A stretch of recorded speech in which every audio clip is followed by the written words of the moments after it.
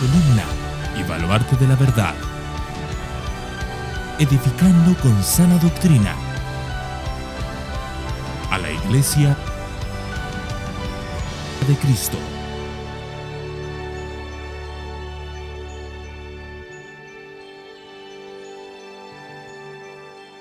Hoy vamos a estar terminando con el capítulo 7 del libro de Hebreos. Sin embargo, no voy a hacer la lectura, es muy amplia. Hoy vamos a estar trabajando los versículos 11 al 28, un texto bastante largo, pero no voy a empezar con ese texto, sino que empezaré con otro como base.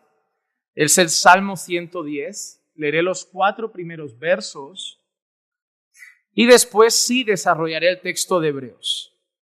Pero vamos a usar como base el Salmo 110, los versos 1 al 4, y dice así la palabra del Señor.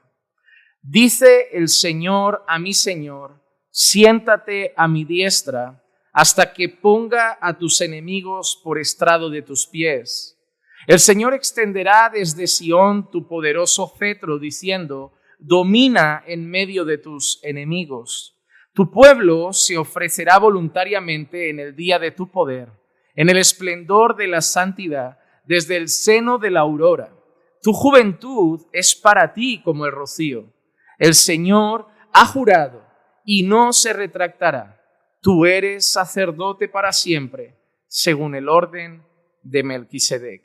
Vamos a hacer una pequeña oración. Padre, queremos entregar este tiempo de estudio de tu palabra en tus manos y pedir que bendigas, Señor, todo lo que vayamos a decir y exponer en esta hora. Primero te pido por los que van a oír tu palabra, te pido que puedan estar atentos a ella, que puedan recibirla con humildad en sus corazones y que la puedan aceptar como lo que es, no palabra de hombres, pero sí palabra de Dios. También te pido por el que la va a exponer, te pido por mi vida y te pido que me des, Señor, la facilidad de poder explicarla de una manera sencilla. A pesar de que a veces son textos difíciles y complejos, dame la gracia para poder explicarlo de una manera clara a aquellos que la escuchan y no me permitas moverme ni a derecha ni a izquierda, sino quedarme en el texto, Señor. Que no diga nada que tú no has dicho. Líbrame, Señor, de añadir o quitar, Señor, alguna palabra a lo que tú has revelado, Señor. Y también te pido porque tu Santo Espíritu pueda obrar en nuestros corazones y que después de este mensaje podamos alzar una voz, Señor, en nuestro corazón y glorificar a Cristo como nuestro sumo sacerdote. Y te pedimos todo esto en el nombre de Jesús. Amén, amén y amén. He querido empezar con el Salmo 110 por el hecho de que en los versículos que vamos a leer ahora de Hebreos 7 es el Salmo que va a explicar un poco. Este Salmo va a ser citado ahora en los versículos 11 al 28, va a aparecer allí. Si se dan cuenta, Hebreos 7, a pesar de que es un capítulo y que normalmente nos da para bastantes enseñanzas, solo lo hemos dividido en 2. La semana pasada hablamos de Jesús y Melquisedec. Estuvimos viendo los primeros 10 versículos y esos 10 versículos lo apoyábamos con un pasaje de Génesis donde se hablaba de Melquisedec y el encuentro que tuvo con Abraham. La siguiente parte, del 11 al 28, el texto que va a aparecer es el único texto, además de Génesis, que menciona a Melquisedec más allá del libro de Hebreos, que es el Salmo 110, 1 al 4, donde al final hemos visto, tú eres sacerdote para siempre, según el orden de Melquisedec.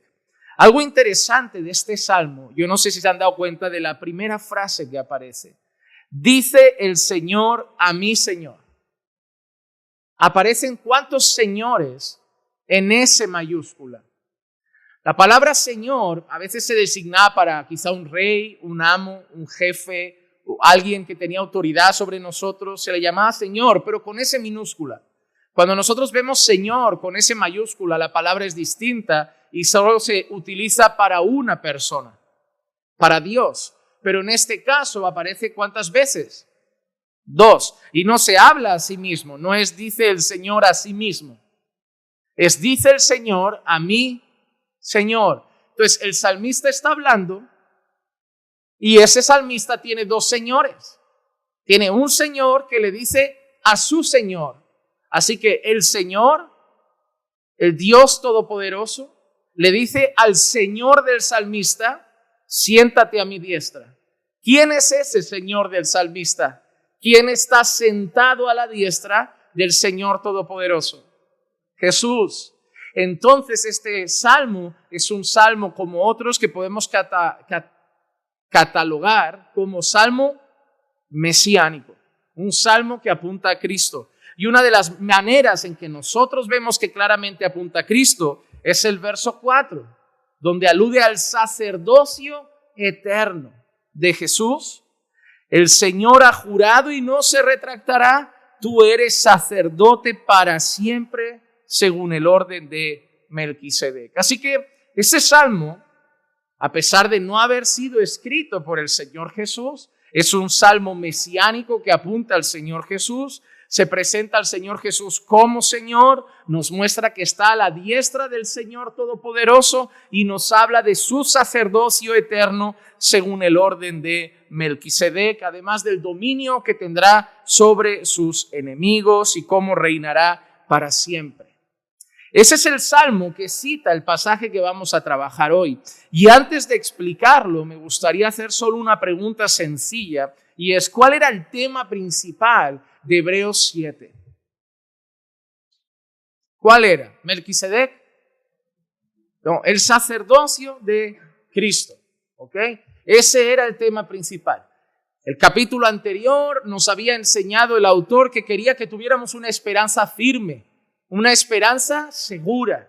Hermano, el deseo del autor de los Hebreos es que, imagínate esta escena, personas que han escuchado el evangelio están sentadas y de golpe viene alguien y les empieza a decir: mira, no, esto no está bien, esto está bien, pero le falta cosa, hay que volver a las raíces, hay que volver al judaísmo. Y es como que esas personas que habían escuchado el evangelio han estado dando oído a esas voces que les quieren hacer volver al judaísmo y están empezando a salir por la puerta de la sala, y el autor de los Hebreos les dice: espera, antes de salir, dejadme deciros unas cosas.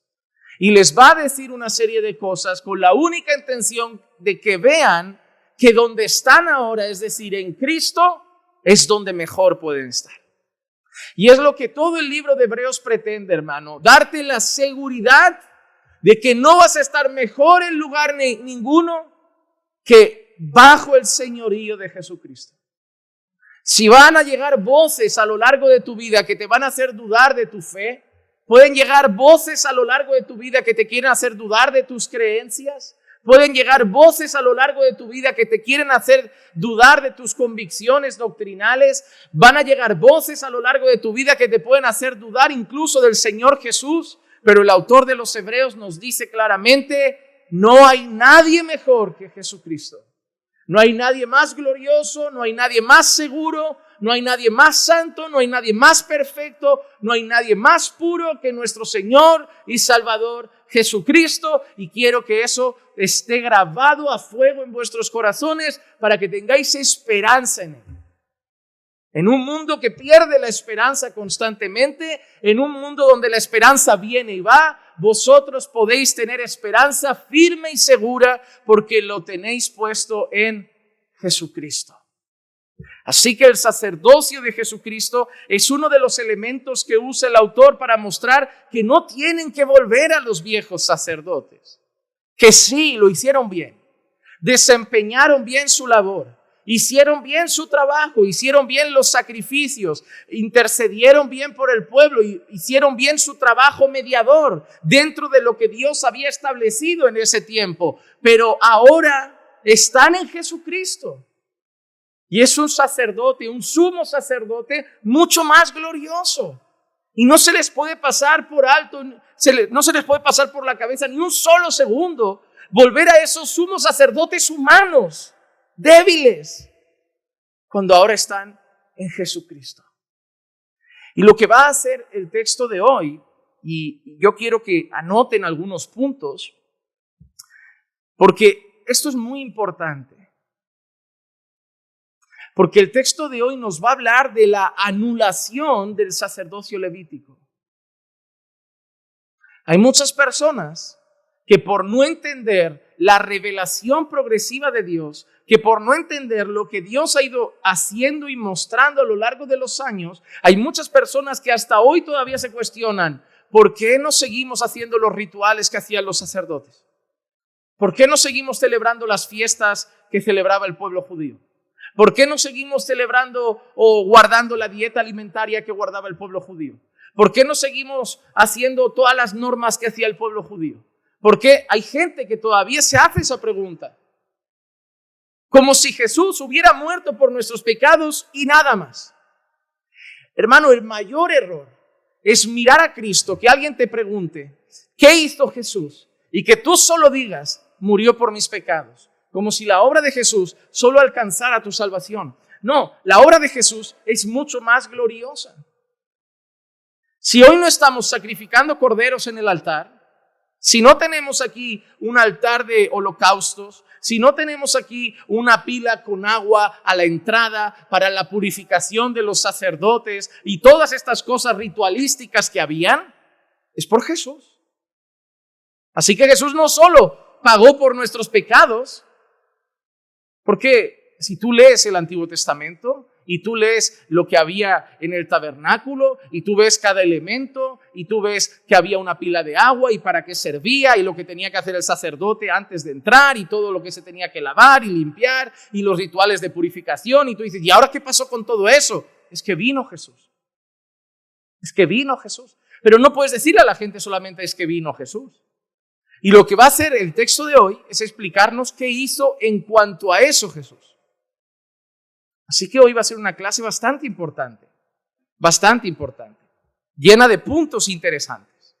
Así que vamos a entender Hebreos 7 del 11 al 28 y vamos a ver varios puntos. La primera, la perfección solo pudo llegar a través de Jesucristo. Grábate eso en el corazón. La perfección solo fue posible a través de Jesús. Esto lo vemos en los versículos 11 y 12. Ahora bien, si la perfección era por medio del sacerdocio levítico, pues sobre esa base recibió el pueblo la ley, ¿qué necesidad había de que se levantara otro sacerdote según el orden de Melquisedec y no designado según el orden de Aarón? Porque cuando se cambia el sacerdocio, mira qué dice, cuando se cambia el sacerdocio, necesariamente ocurre también un cambio de la ley. ¿Ha habido un cambio en la ley? ¿Ha habido un cambio de sacerdocio? Por cuanto se cambia el sacerdocio, debe haber un cambio en la ley. Porque el antiguo sacerdocio estaba unido a unas normas. Ahora hay un nuevo sacerdocio y ya no está unido a esas mismas normas. Pero mira que empieza diciendo, ahora bien, si la perfección era por medio del sacerdocio levítico, pues sobre esa base recibió el pueblo la ley. Cuando se dio la ley y se establece el sacerdocio al principio, era bajo la ley mosaica, y estaba ahí el sacerdocio levítico. Dice, si en base a ese sacerdocio hubiera podido ser posible la perfección, ¿qué necesidad había de que se levantara otro sacerdote según el orden de Melquisedec y no cualquier otro designado según el orden de Aarón? La misma pregunta que hace el autor lleva la respuesta, porque es una pregunta que ya lleva respuesta implícita. Si la perfección era posible según el orden de Leví, según el orden de Aarón, según el sacerdocio levítico, ¿para qué era necesario otro sacerdote según el orden de Melquisedec? Entonces, si ha tenido que venir otro sacerdote según el orden de Melquisedec, es porque la perfección, según el sacerdocio levítico, no era posible. Déjame hacerte una pregunta. Cuando los sacerdotes mediaban y hacían un sacrificio por los pecados del pueblo, ¿el pueblo dejaba de pecar? ¿Su corazón cambiaba? ¿Eran transformados? ¿Cuándo volvían a hacer un sacrificio? Poco después. Y luego otro, y luego otro, y luego otro. ¿Cuánto duró eso? todo el tiempo, mientras duró el sacerdocio levítico. ¿Por qué? ¿Por qué los sacrificios tenían que ser constantes? ¿Por qué cada 2 por 3 otro sacrificio, otro pecado, otra vez el pueblo? ¿Por qué? Porque el sacrificio no cambiaba a las personas. La ley de Moisés, la ley de Dios en el tiempo mosaico, no cambiaba a las personas. Nadie era perfeccionado a través de la ley de Dios. Ojo, la ley de Dios es perfecta, pero la ley de Dios no perfeccionaba a los hombres. La ley de Dios solo nos mostraba lo pecadores que éramos. Porque la ley es buena, el mandamiento es santo, es puro, es perfecto. Entonces, ¿cuál es el problema? El problema no es el mandamiento, el problema no es la ley, el problema no es eso, el problema soy yo. Porque la ley Jesús sí pudo cumplirla. La ley Jesús sí la guardó. ¿Acaso Jesús pecó, hermanos? ¿Falló un solo mandamiento? La cumplió perfecta, ¿verdad? Entonces, ¿era posible obedecer la ley? Sí, es posible. Cuando alguien te pregunte, ¿es posible obedecer la ley? La respuesta es sí. ¿Por qué? Porque Jesús lo pudo hacer.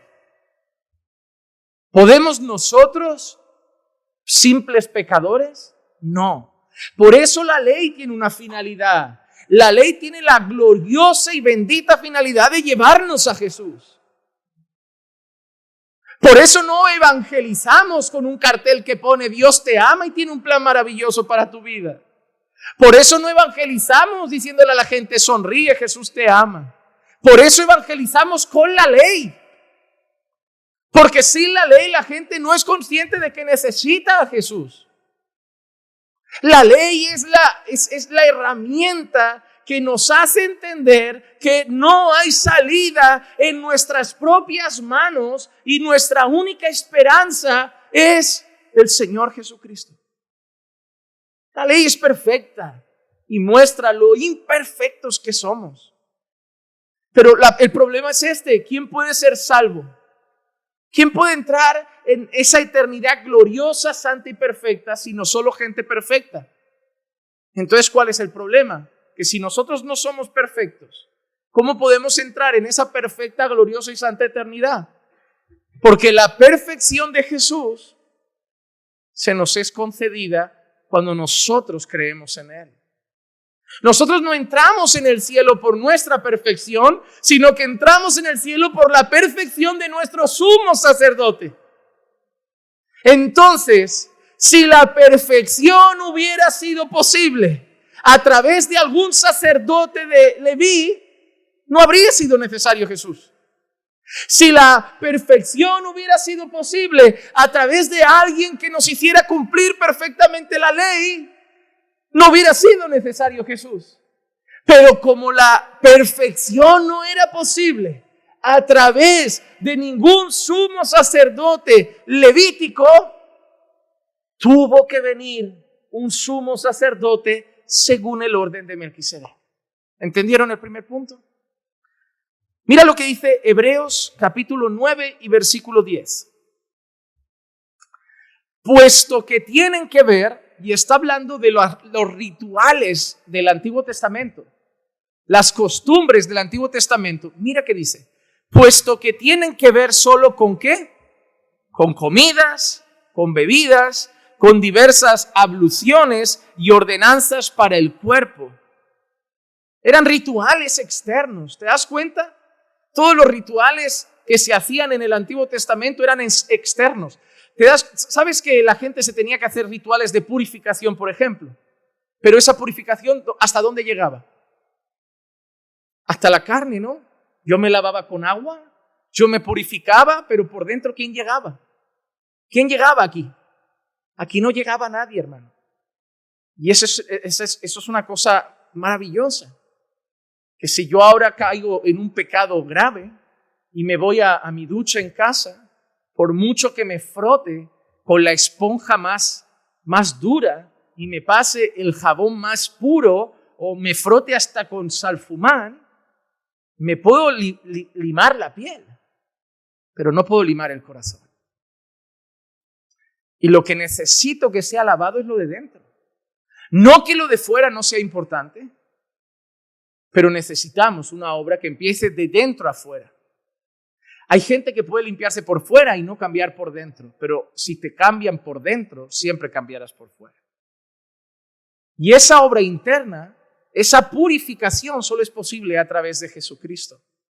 Pero mira qué interesante lo que ha dicho el autor. Lo del antiguo pacto, esos rituales del antiguo sacerdocio, que eran, todas esas normas del antiguo pacto tenían que ver con comida. Claro que sí, ¿no? No comas cerdo, no comas gamba, no comas esto, todo impuro, impuro, impuro. Por eso le chocó tanto a Pedro esa visión de mata y come. Eso es impuro, eso es impuro. Y el Señor, no llames impuro a nada de lo que yo he hecho. Y sí, hermanos, sí, eso tiene que ver con los gentiles, ya lo sabemos todos. Pero no solo con los gentiles. ¿Acaso Dios creó cosas impuras? Entonces, ningún animal creado por Dios era impuro en sí mismo. Era otra cosa que el Señor estaba enseñando. Por eso poco después vemos también textos en el Nuevo Testamento que leemos cosas como que nadie os juzgue ni en comida, ni en bebida, porque al final el problema no era lo que entraba. El problema era lo que salía. Porque del corazón vienen las guerras, del corazón vienen los homicidios, del corazón vienen los adulterios. Entonces, mira que dice que todas esas bebidas, comidas, abluciones y ordenanzas para el cuerpo impuestas, ¿hasta cuándo? Mira qué interesante esa frase. Hasta el tiempo de reformar las cosas. ¿Eran para siempre? No. Eran para un tiempo, y esto es lo que los judaizantes no entienden. Los judaizantes no entienden Hebreos. El libro de Hebreos es excelente para tratar con un judaizante, porque esas cosas eran hasta el tiempo de reformar las cosas. ¿Y quién iba a reformar las cosas? Jesucristo, a través del nuevo pacto, a través del nuevo pacto. Así que la primera cosa, la perfección que el sacerdocio levítico no pudo traernos ha sido posible a través de nuestro sumo sacerdote Jesús, según el orden de Melquisedec. Ahora nosotros estamos ante Dios, y esto es lo más maravilloso, que a pesar de nuestros miles de pecados que han manchado nuestra vida, cuando Dios nos mira, ve perfección, pero no la nuestra. La que se nos ha sido imputada, la que nos cubre, la que está sobre nosotros, la que nos ha dado Jesús cuando hemos puesto nuestra fe en Él. Qué maravilloso es nuestro sumo sacerdote, hermanos. Segunda cosa por la cual el sacerdocio levítico fue anulado y el de Jesús es mejor. El sacerdocio de Cristo es eterno y permanente. Eterno y permanente. Versículos 13 al 17. Pues aquel de quien se dicen estas cosas pertenece a otra tribu de la cual nadie ha servido en el altar. Vamos dato a dato. Lo primero, ¿de quién se dicen estas cosas? ¿De quién se está hablando? De Jesús. Pertenece a otra tribu de la cual nadie ha servido en el altar. ¿Alguno sabe a qué tribu pertenecía Jesús? Judá. Siempre les va a venir a la cabeza el león de la tribu de Judá. ¿Y la tribu de Judá servía en el altar en los aspectos religiosos? No. Entonces, primera parte que dice, aquel de quien se dicen estas cosas, Jesús, pertenecía a la tribu de Judá, de la cual nadie ha servido en el altar. Porque es evidente que nuestro Señor descendió de Judá, una tribu de la cual Moisés no dijo nada tocante a sacerdotes. Moisés nunca dijo que de Judá iban a salir familias sacerdotales. Y esto es aún más evidente si a semejanza de Melquisedec se levanta otro sacerdote que ha llegado a hacerlo, no sobre la base de una ley de requisitos físicos. ¿Una ley de requisitos físicos? ¿A qué se refiere eso? ¿El sacerdocio de Leví era una ley basada en requisitos? ¿Qué quiere decir esto? Para ser sacerdote en aquel tiempo no había ningún requisito espiritual. Todos eran físicos. ¿Sabes cuál eran? Si, por ejemplo, José Miguel es de la tribu de Leví y José Miguel tiene a Mateo, Mateo va a ser sacerdote, le guste o no le guste. Ya puede querer ser plantador de patata, ya puede querer ser corredor de carreras de camellos en el desierto, ya puede querer ser el pionero del fútbol en Jerusalén. Pero Mateo va a ser sacerdote. Nacían con el destino ya marcado. En otras tribus igual no. En otras tribus el niño igual diría, mira, yo quiero ser agricultor, yo quiero dedicarme al ganado. Pero en aquella tribu había todo basado en requisitos físicos. Naciste en la tribu de Leví, vas a ser sacerdote, eres un levita. Y no puedes evitarlo. Vas a esperar que lleguen los años oportunos, te van a preparar desde chiquitito y cuando cumplas tus 30, claro, si no tienes ningún defecto físico, porque todo eran requisitos físicos. Porque si eras tuerto, habías nacido cojo, y ahora no podías ser sacerdote. Entonces no podías serlo, eran unas prohibiciones que habían, pero si pertenecías a la tribu eras sacerdote. A eso se refiere con sacerdotes en base a una ley de requisitos físicos, y ahora dice, sino según el poder de una vida indestructible. Qué maravilloso, ¿eh? Los primeros sacerdotes que tuvo el pueblo, espiritualmente podían ser algunos hasta nefastos, pero por ser descendientes de Leví y no tener ninguna tara física en aquel entonces, sacerdotes. Pero nuestro sacerdote no lo es por un requisito físico, sino por una vida indestructible. Pues de él se da testimonio, tú eres sacerdote para siempre, según el orden de Melquisedec. Y ojo, ¿sacerdote para cuándo? Para siempre. ¿Por qué? Apocalipsis 1:8.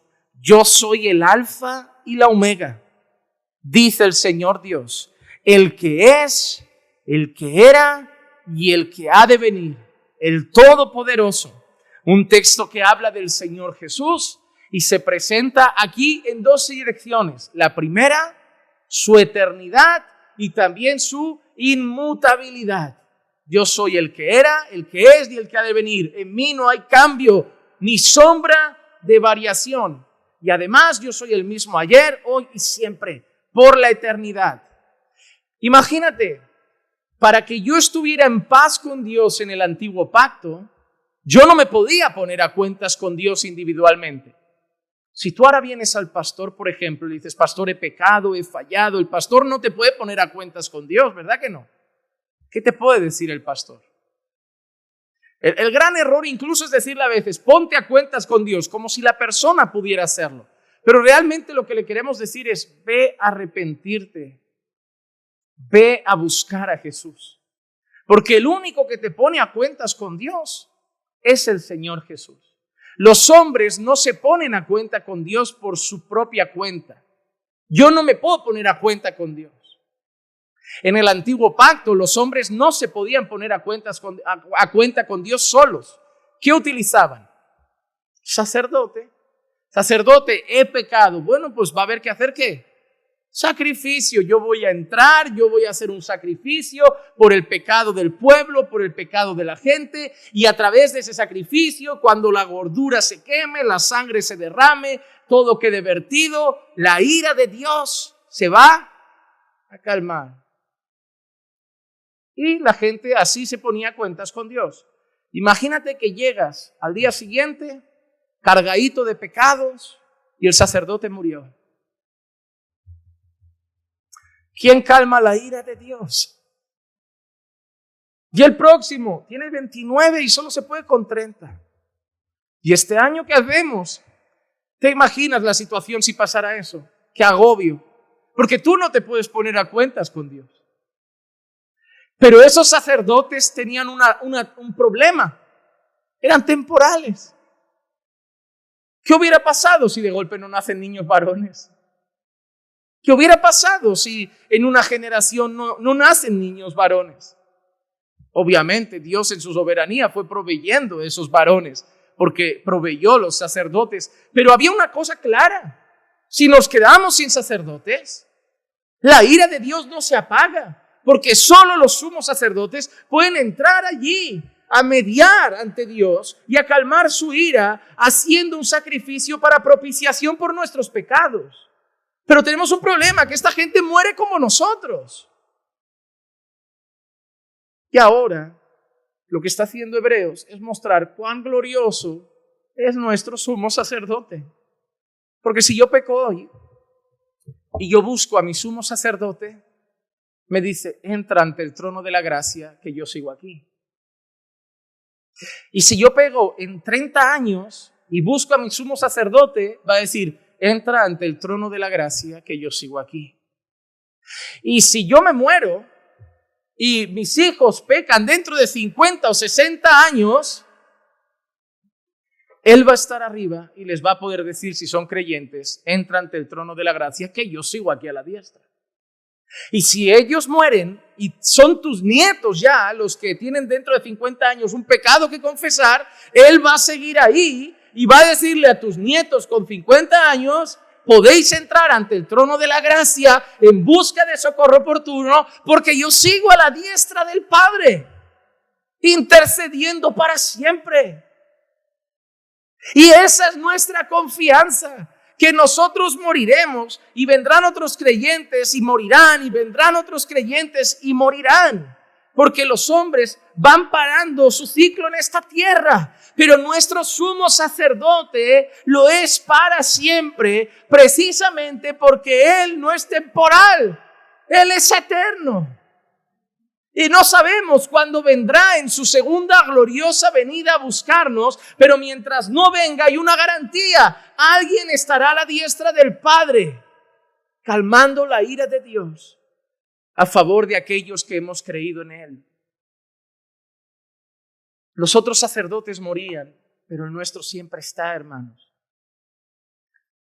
No hay ningún pecado que tú cometas que Cristo no esté a la diestra para poder calmar la ira de Dios si te arrepientes y lo confiesas. Él no se va a ir de ahí, porque Él se sentó a su diestra y va a estar allí eternamente y para siempre.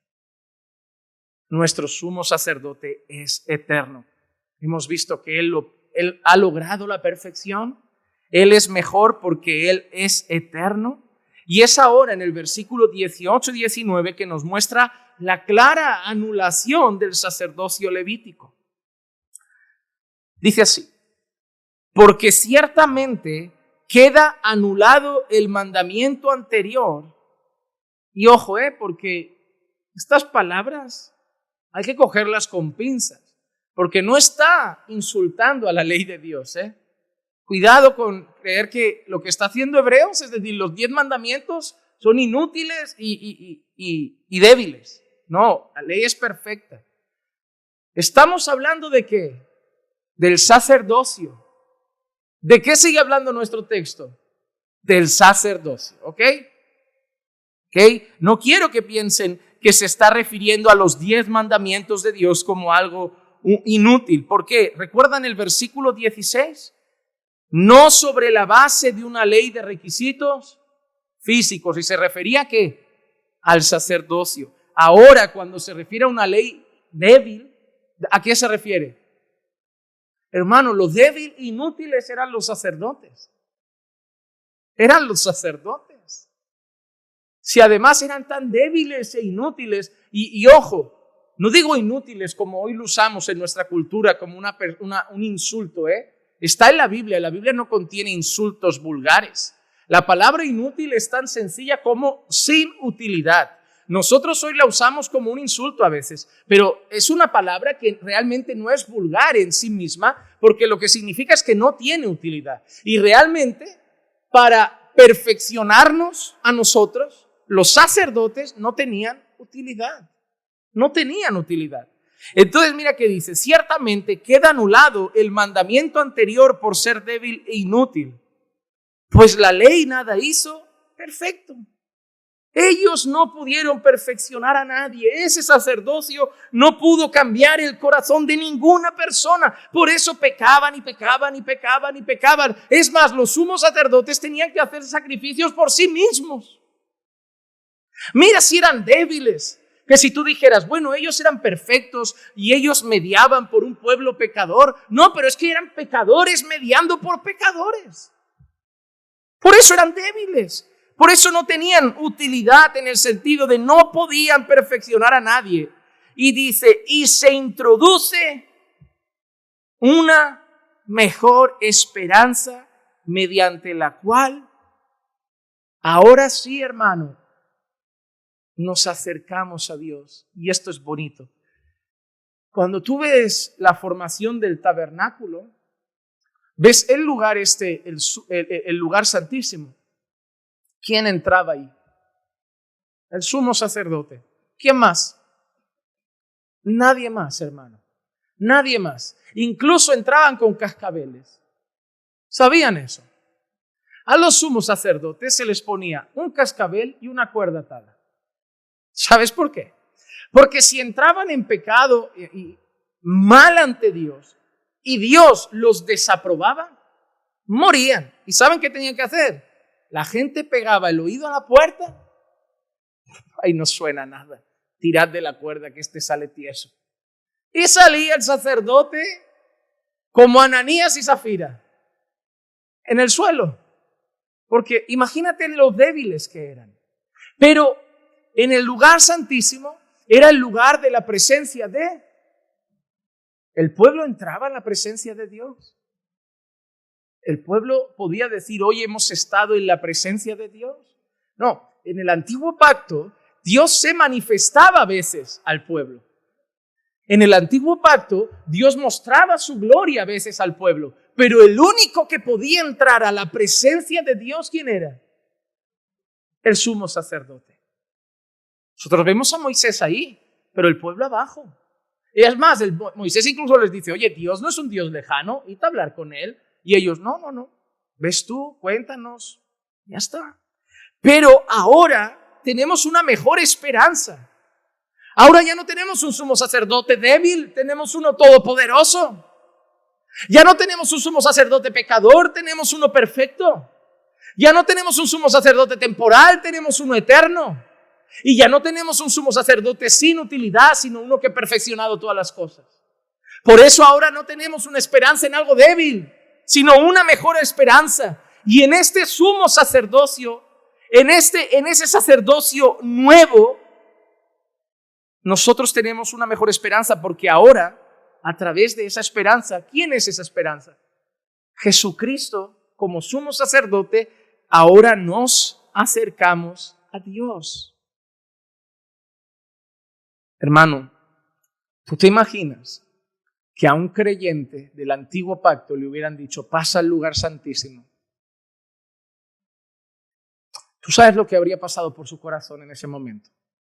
Imagínate que sale el sumo sacerdote, está el pueblo ahí, esperando que se haga expiación por sus pecados. Y el sumo sacerdote dice, mira, hoy Dios ha querido que 5 personas puedan entrar al lugar santísimo. Hermano, ¿cuántos crees que habían querido? Todos. Imagínate que el sumo sacerdote dice, hoy 5 personas pueden entrar al lugar santísimo sin cascabel, sin cuerda y con plena confianza de que van a estar en la presencia de Dios, se van a poder acercar a Dios y van a salir bien después de un encuentro personal con Dios. ¿Cuántos habrían querido entrar? Hermanos, se habrían tirado de los pelos como las rebajas el día 7 de enero. Es como si les hubieran dicho, mira, hay un lingote de oro en esa tienda y el dueño ha dicho que lo regala al primero que llegue. Y lo dices a la puerta donde hay 500 personas esperando. Se van a pisar, van a pasar uno por encima del otro, se les va a olvidar si la señora adelante tiene 100 años, la van a pisar igual. Van a ver un lingote. Imagínate que a un creyente del antiguo pacto le dan la oportunidad de poder entrar a la presencia de Dios. Ahora quiero llevarte a entender algo. ¿Tú sabes lo que te han regalado? y aún así no quieres orar. Quiero que entendamos por un instante lo que despreciamos cuando no oramos.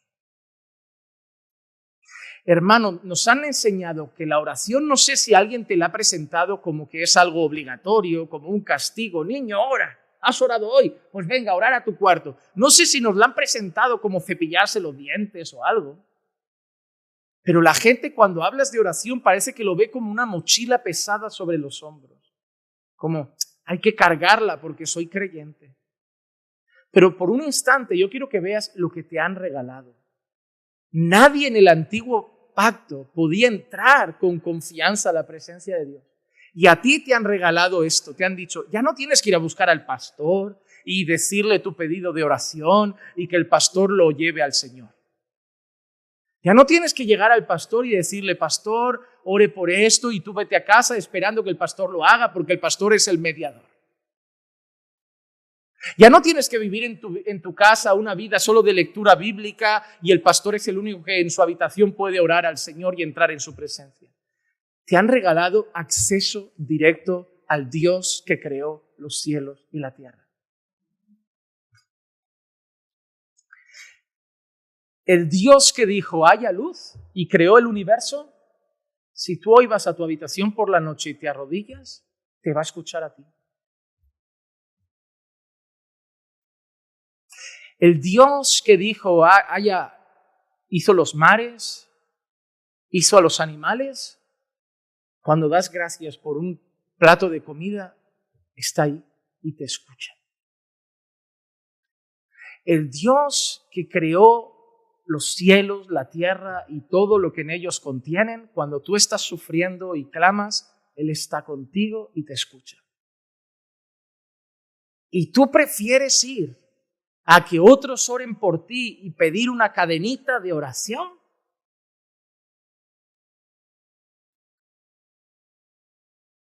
Hermano, aprovecha el glorioso regalo que nos ha dado Jesucristo. No vas a hablar con el pastor Juan Manuel, ¿eh? No vas a hablar con el pastor Marcos. No vas a hablar con el pastor Paul Washer. No vas a hablar con el presidente de los Estados Unidos. Vas a hablar con el Dios Todopoderoso y no tienes ni que pedir cita. Lo puedes hacer por la mañana y está, por la tarde y está, por la noche y está. Y lo mejor es que mientras está contigo, en mi casa está conmigo también. Y está con Arturo en la suya, y con Tony en la suya, y con Johnny en la suya, y con Carlos en la suya. Hermano, no despreciemos ese regalo. Parece que a algunos les hubiera gustado más vivir la religiosidad del antiguo pacto, de decir, oye, yo prefiero no hacer nada. Oye, toma el dinerito, compra el cordero y que vaya el pastor y haga lo que haya que hacer ahí dentro. Yo sigo con mi vida y luego ya mate el animal que tenga que matar, lo pago y se lo doy. Hay gente que parece que prefiere la religiosidad a la relación. Pero Jesús dijo, mira, yo soy el cordero. Y este cordero se sacrificó una vez y para siempre para daros acceso libre y directo ante el trono de la gracia para que podáis encontrar socorro oportuno. Y lo bueno es que puedes entrar, no hay que entrar de rodillas siempre. Lo puedes hacer mientras conduces, mientras no cierres los ojos. ¿Cuántos no oramos paseando por la calle? ¿Cuántos no oramos simplemente mirando la montaña un rato y pensando y hablando con Dios mientras miramos un paisaje? Sentados al borde de la orilla de la playa. Es que no sé, a veces estás simplemente tomándote un café y ahí mismo de golpe empiezas a tener una conversación con Dios, a lo mejor no en voz alta, pero en tu corazón. Yo a veces veo las noticias en la cafetería y estoy hablando con Dios de las noticias, de Señor, ¿cómo está el mundo? Danos fuerza, ayúdanos porque la cosa se complica. Yo estoy leyendo las noticias, Señor, vamos a tener que hacer 2 cultos otra vez, van a cambiar los aforos. Señor, ayúdanos, yo no quiero volver a ese jaleo, yo quiero seguir como estoy. Yo voy hablando así, viendo las noticias y es que me han dado acceso. A mí hay gente de vosotros que me buscáis, yo os tengo que decir, el martes quedamos. Y tú, 7 días, va. Pero Él no te va a decir el martes quedamos. Imagínate que vas a orar esta noche y el Señor te dice, me pillas ocupado, es que está Juan Manuel por la otra línea, te puedes conectar a las 12. No te va a decir eso. Hermanos, nos han dado una mejor esperanza capaz de que nos permite poder acercarnos al Dios Todopoderoso. Aprovechemos ese regalo. Que no veamos la oración como un deber, que lo veamos como un regalo. Y la aprovechemos mucho. Gálatas 3:21 dice, ¿es entonces la ley contraria a las promesas de Dios? De ningún modo. Porque si se hubiera dado una ley capaz de impartir, ¿qué no puede impartir la ley? Vida.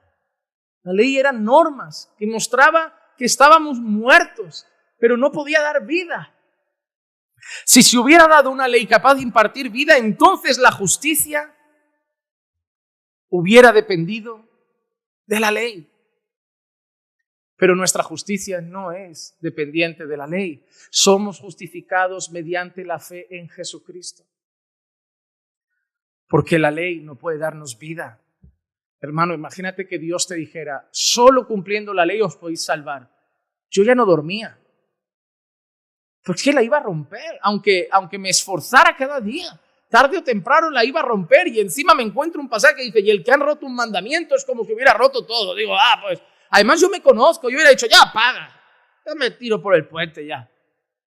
Porque además si a mí me dicen, mira Juan Manuel, la única forma de entrar en el cielo es cumpliendo toda la ley, hermano, yo ya hoy me deprimo. Es que llego a casa ya ya no me quitas esa depresión, porque yo ya lo aceptaría al infierno de cabeza.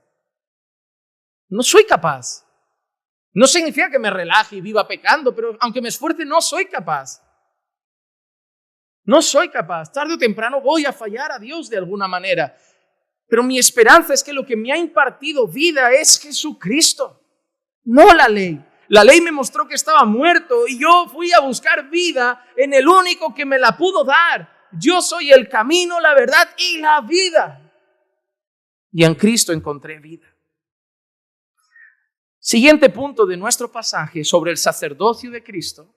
Ya no solo ha acabado ese sacerdocio, sino que este sacerdocio nuevo no solo viene con un nuevo sacerdocio, sino que viene con un nuevo pacto. Y ese pacto es mejor. Versículos 20 al 22. Y por cuanto no fue sin juramento, pues en verdad ellos llegaron a ser sacerdotes sin juramento, pero él por un juramento del que le dijo, ahí viene el salmo que hemos leído, ¿recuerdan? El Señor ha jurado y no cambiará, tú eres sacerdote para siempre. Por eso Jesús ha venido a ser fiador de un mejor pacto. Los sacerdotes anteriores no vinieron por un juramento, ¿verdad? ¿Por qué? Porque venían por un requisito físico. Dios dio una ley, Dios dio una norma, Dios dio un orden y venían por requisito físico. Pero Jesús no, Jesús vino por un juramento ¿de quién? De Dios. Yo juro que tú vas a ser sacerdote para siempre según el orden de Melquisedec. Y en ese sacerdocio Jesús vino como fiador de un mejor pacto. De un mejor pacto. Y sí, a mí no me gusta hablar de Antiguo Testamento y Nuevo Testamento. Con las personas más cercanas a mí lo he explicado. A veces digo cosas para que la gente me entienda. Porque si a veces digo, vayamos al Antiguo Pacto y busquemos, la gente... Entonces lo digo de esa manera, pero para mí las palabras que definen esa ruptura no es testamento realmente. No me gusta usar Antiguo Testamento, Nuevo Testamento, porque para mí la línea divisoria no es testamentaria, es un pacto, es pactual. Para mí es Antiguo Pacto, Nuevo Pacto. Y ese Antiguo Pacto en el que estaban nuestros hermanos creyentes de entonces era peor que el nuestro. Y hermano, eso no lo he dicho yo. Lo dice la Escritura. El pacto en el que estamos nosotros hoy, este nuevo pacto en Cristo es un mejor pacto.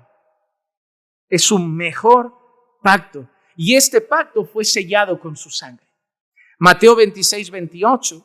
Porque esto es mi sangre del nuevo pacto, que es derramada por muchos para el perdón de pecados. para el perdón de pecados. Así que Jesús es un mejor sacerdote porque Él es perfecto. Es un mejor sacerdote porque Él es eterno. Es un mejor sacerdote porque al ser perfecto también nos ha perfeccionado, algo que no podían hacer los otros sumos sacerdotes.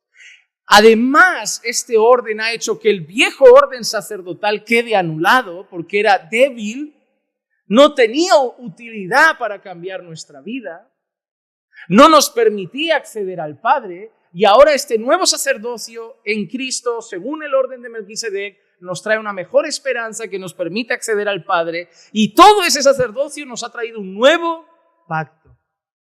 Y es interesante porque si tú lees sobre ese nuevo pacto en el antiguo pacto, porque el nuevo pacto estaba anunciado en el antiguo pacto, encuentras que una de las cosas que empieza a hacer Dios es tocar dentro de donde no tocaban los otros sacerdotes. Y grabaré mi ley en sus corazones. Antes, ¿dónde teníamos la ley? En las tabletas, en las tablas, no en las tablets. He levantado esto para hacer una representación y ha quedado curioso, porque no es en las tablets, en las tablas. Estaba en las tablas. Pero ahora la ley está en nuestros corazones. Había un problema. ¿Por qué nosotros no podíamos cumplir la ley, que es buena y perfecta? Porque nuestro corazón era malo. Entonces Dios no solo tiene que poner su ley en nuestros corazones, tiene que cambiar la inclinación de nuestros corazones. Porque si Dios no cambia mi corazón va a querer las mismas cosas de siempre. Yo le digo a las personas, yo no me emborracho porque me contengo. No me emborracho, porque mi corazón ya no tiene esa inclinación. Ya no la tiene. O sea, el otro día incluso hablaba con mi esposa. Yo podría beberme una copa de vino y yo no tengo esa, es que, y si caigo, es que si me descontrolo. No bebo, soy abstemio, es una decisión personal, bajo convicciones bíblicas que yo tengo, pero yo no tengo miedo a eso, porque mi corazón no me pide alcohol. O sea, a mí me llevas a una boda, veo gente brindar y yo no digo, venga, esta es la mía, por fin otra vez voy a oler el buen cava. No me vienen ni ganas. Yo vengo de una cultura, y hablábamos eso, que la gente a veces ni le gusta el vino, lo bebe porque queda pijo, porque nos han dicho con la carne tinto, con el pescado blanco, pero si te hubieran dicho desde pequeño que con la carne Coca-Cola y con el pescado Fanta Limón, es lo que bebías. Pero venimos de una cultura que nos ha enseñado que el vino está fino. ¿A quién no le gusta tener una bodega con un Burdeos del 74? No te saco una botella del 74. A mí en aquel tiempo que bebía, me dabas un Burdeos del 74 y un Don Simón del 2014 y lo juntaba con cola. O sea, pero la gente, vivimos en la época del postureo, ¿no? Te voy a sacar una botella de vino, lo bebes por posturear, porque tú dirías, la Coca-Cola está más buena. Buena Coca-Cola con hielo, sin limón que lo estropea, fresquita. ¿Dónde va a parar? Pero es como la cerveza. ¿Saben por qué la gente bebe cerveza? A mí me gusta la cerveza porque vivimos en una cultura cervecera. Porque si tú y yo hubiéramos nacido en Abu Dhabi, no probaríamos el alcohol y ni nos apetecería. Pero hemos nacido en una cultura cervecera y alcohólica. Y hoy la gente pelea por decir, pastor, pero una copa no tiene nada de malo, porque has nacido en una cultura alcohólica. Y la copita es parte de tu cultura. Si hubieras nacido en Marruecos, no estaríamos peleando. Si yo fuera, a veces pienso eso, yo podría ser pastor en Marruecos. Porque ni me pelearía por la copita, ni me pelearía por el bikini, ni me pelearía por muchas cosas. No tendríamos que leer Modestia Cristiana con las hermanas en nuestra iglesia Caminando por Fe de Casablanca en Marruecos. Seguramente no. Pero venimos de una cultura del destape. Nuestra cultura nos marca. Y eso es una cosa cierta. Nuestra cultura define las inclinaciones de nuestro corazón.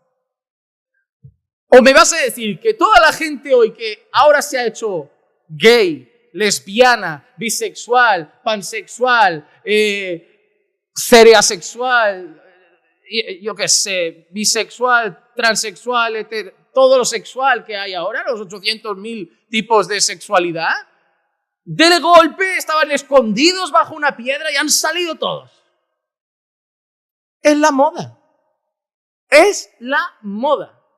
Que hubieran nacido hace 100 años, nadie le iba a su padre a decir, papá, me siento un niño o me siento una niña. Ni se lo decía. Es la tendencia de nuestra cultura que afecta la inclinación de nuestro corazón.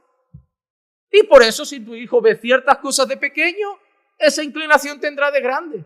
Porque todo nos alimenta. Y por eso Dios pide que seamos renovados.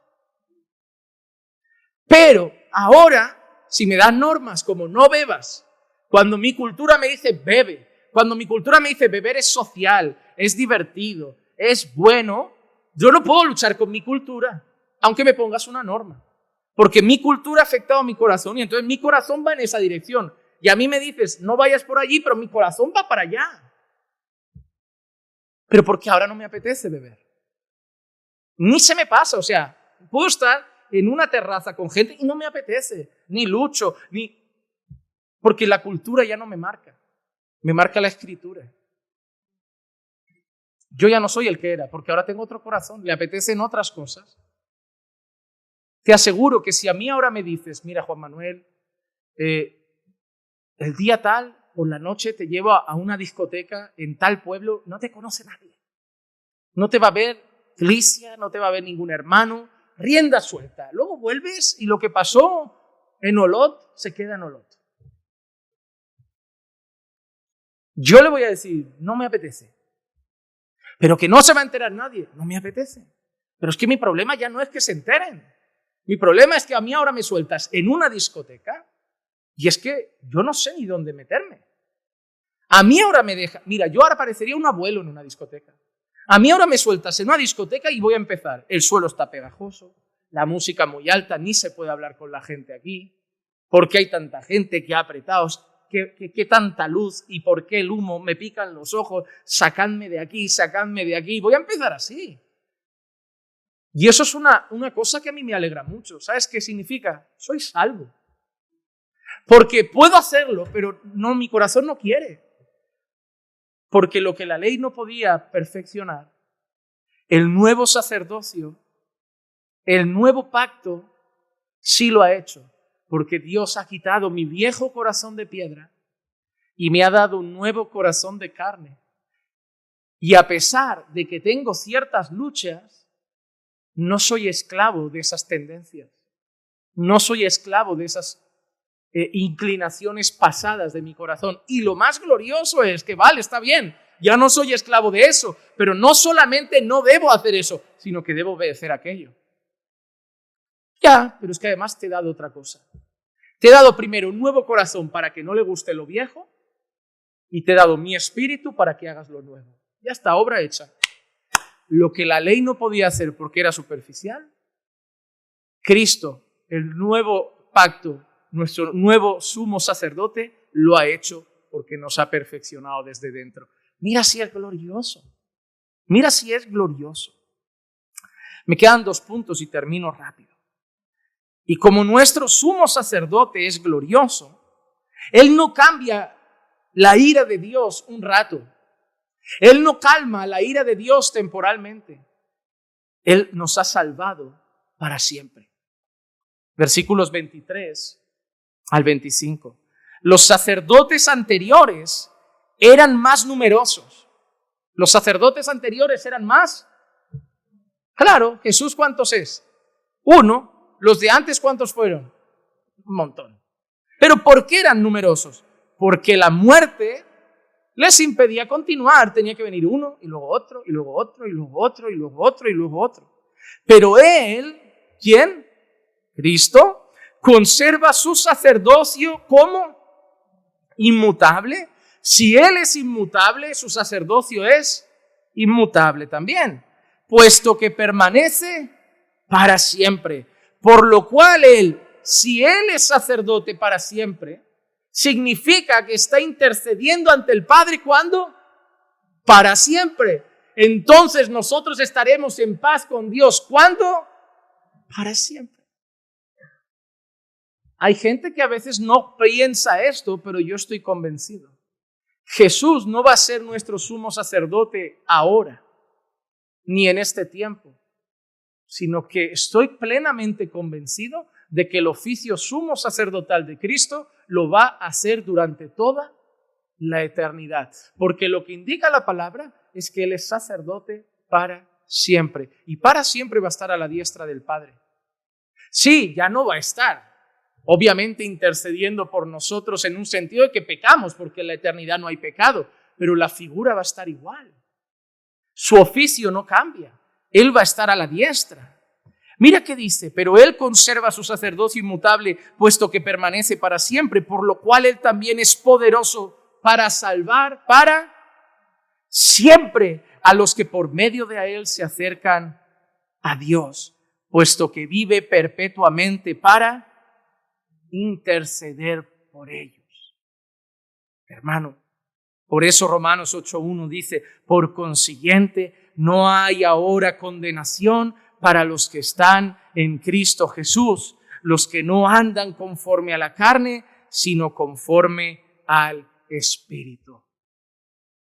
Jesús va a estar intercediendo por nosotros para siempre. Pastor, ¿y si mañana fallo a Dios? Para siempre. ¿Y si le fallo la semana que viene otra vez? Para siempre.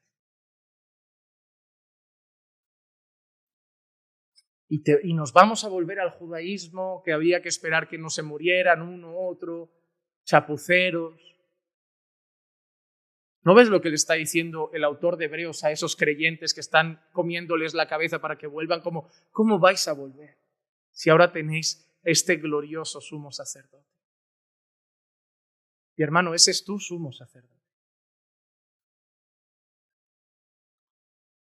Tus pecados han sido perdonados para siempre. Te han dado acceso a Dios para siempre.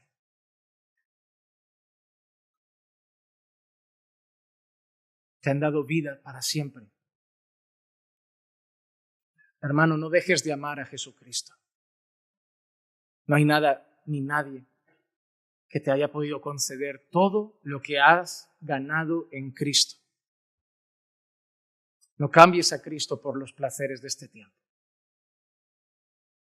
No cambies a Jesús por cualquier otra religión vacía. Puedes buscar los líderes de todas las religiones y están todos enterrados. Desde Buda a todos están ahí en sus tumbas. Polvo queda de ellos. Pero el tuyo está a la diestra del Padre y va a estar ahí para siempre. Puedes caminar seguro, puedes caminar con confianza. Y cuando peques contra Dios, no tienes que entrar temblando. Sí, arrepentido, sí, humillado, pero puedes entrar con confianza a pedir perdón para que te restaure, para que te fortalezca, para que te perdone. Porque Él sigue ahí, tu sumo sacerdote, a su diestra para siempre. Y por eso yo termino con los últimos 2 versículos que los he titulado: por eso Jesús es el sumo sacerdote que necesitábamos los pecadores. Los otros no nos valían. Él era el sacerdote que nosotros necesitábamos. Solo un sumo sacerdote tan perfecto podía ayudar a unos hombres tan pecadores. Y termino solamente leyendo: porque convenía. ¿Qué dice?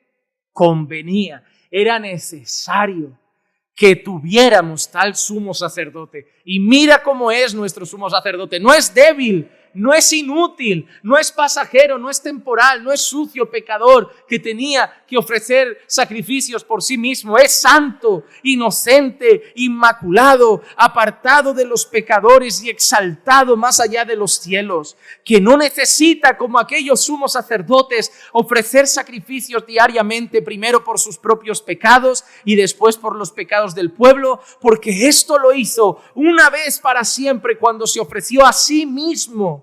Porque la ley designa como sumos sacerdotes a hombres débiles, pero la palabra del juramento que vino después de la ley designa al Hijo hecho perfecto para siempre. Y ese es nuestro sumo sacerdote confía en Jesucristo y no desperdicies el regalo de poder entrar a la presencia del Señor. Vamos a orar.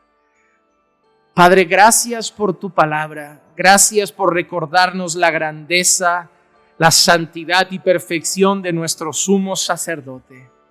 Te pido, amado Dios, que a pesar de que quizá era un texto a lo mejor un poco difícil en algunas partes, y a pesar de mi torpeza, hayas permitido a los hermanos que lo puedan entender, que lo puedan comprender, y que estas verdades queden grabadas en sus corazones para que tengan esperanza y para que tengan una confianza firme y segura en Jesucristo. Señor, y si en algo, Señor, he sido torpe, que tú, por tu Santo Espíritu, puedas explicárselo de una manera mucho mejor a cada uno de ellos, pero que salgan de aquí seguros, sabiendo que su sumo sacerdote es eterno y para siempre, es glorioso y perfecto, y eso nos da esperanza. Eso nos da esperanza. No cambiaremos, Señor, a nuestro sumo sacerdote Jesucristo por nada de este mundo. Señor, ayúdanos a amarlo más, a adorarlo más, a exaltarlo más, y te lo pido en el nombre de Jesús. Amén, amén y amén. Estamos bendecidos.